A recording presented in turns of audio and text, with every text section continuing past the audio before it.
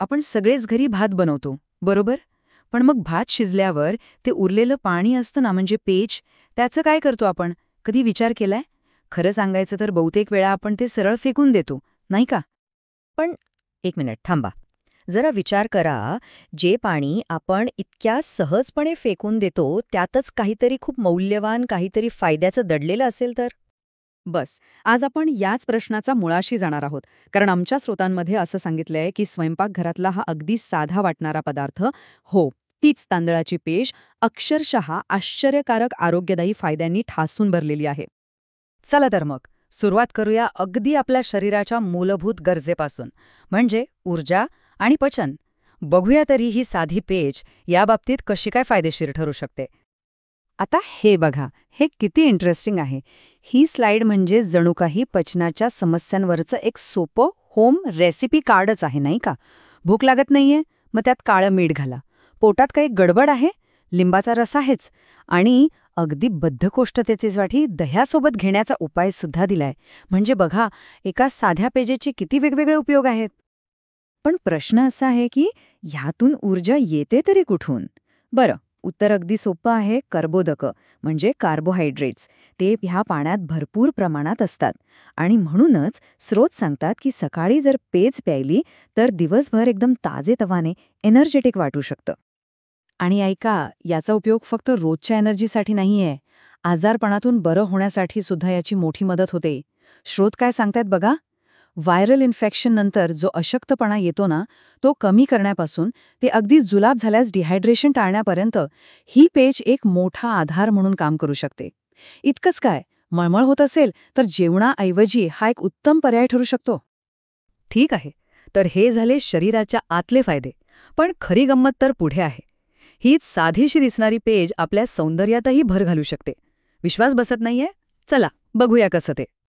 सौंदर्याच्या बाबतीत बोलायचं झालं तर असं म्हटलं जातं की तांदुळाच्या पाण्याने चेहरा धुतला ना तर त्वचा एकदम फ्रेश आणि सॉफ्ट होते.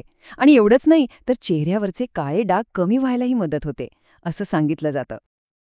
आणि आता केसांबद्दल तर स्रोतांमध्ये खूप काही दिलाय. जरा हा बदल बघा. कोरडे, तुटक, निस्तेज केस. आणि त्यानंतर काय, तर रेशमी, चमकदार आणि मजबूत केस. हा जो प्रवास आहे ना, हा दावा खरंच खूप मोठा आहे. त्याला केसांसाठी एक टॉनिक का म्हटलंय माहितीये? कारण ते एकाच वेळी अनेक गोष्टींवर काम करतं.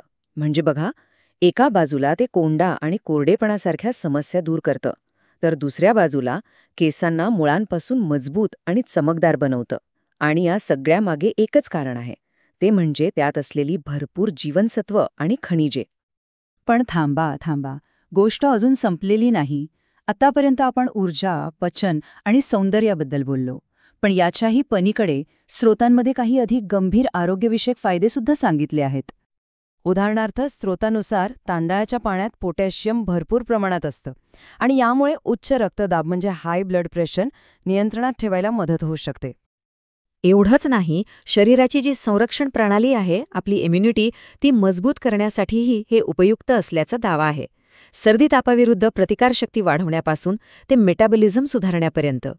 आणि गंमत बघा, गुळासोबत घेतलं तर रक्ताची कमतरता भरून काढतं आणि तुपासोबत घेतलं तर वजन वाढवायलाही मदत करतं. आणि आता या स्रोतामधला सर्वात गंभीर दावा.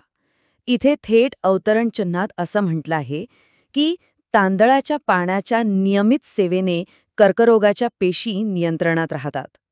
आता हा एक खूप मोठा दावा आहे आणि हे स्पष्ट करणं महत्त्वाचं आहे की हा दावा आमच्या मूळ स्रोतामध्ये नमूद केलेला आहे.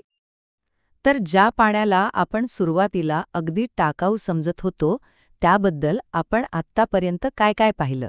चला, या सगळ्याचा सार थोडक्यात बघूया. तर मग सगळ्यात महत्त्वाचा मुद्दा काय? तो हाच की जी गोष्ट आपण एक टाकाऊ पदार्थ म्हणून सरळ फेकून देतो, ती प्रत्यक्षात कितीतरी प्रकारे उपयोगी ठरू शकते. म्हणजे पचनासाठी मदत करण्यापासून ते ऊर्जा देण्यापर्यंत, त्वचा आणि केसांसाठी एक नैसर्गिक टॉनिक म्हणून, आणि हो, रक्तदाब आणि प्रतिकारशक्तीसारख्या गंभीर आरोग्य समस्यांमध्ये एक आधार म्हणूनही याचा उल्लेख स्रोतांमध्ये आहे. हे सगळं ऐकल्यावर आणि पाहिल्यावर एक प्रश्न मात्र मनात नक्कीच येतो. आपल्या स्वयंपाकघरात, आपल्या रोजच्या जगण्यात अशी आणखी कोणती साधी पण शक्तिशाली रहस्य दडलेली असतील, ज्याकडे आपलं कधी लक्ष जात नाही?